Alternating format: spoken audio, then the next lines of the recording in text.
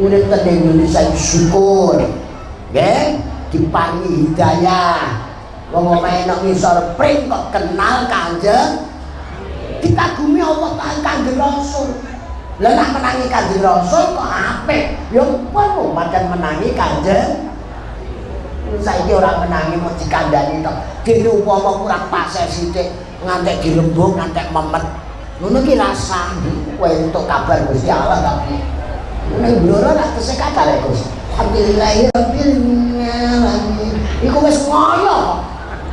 ngono malah ora sah-sisan neraka barang ngene sinten ngene sithik bid'ah ngene sithik napa jaman Kanjeng Nabi enten pengajian ana wedan jero ora kebang ngene iki bid'ah nah Kanjeng Nabi kagungan traktor berarti sing duwe traktor bid'ah jare angger sing ora pas Kanjeng Nabi bid'ah sampean nate ndonga Allahumma akhrina miskinan bid'ah kula nek omah biasa terus Allahumma akhrina miskinan bojoku ya biar nak trai Gusti Allah nyai sugih sesuk sugih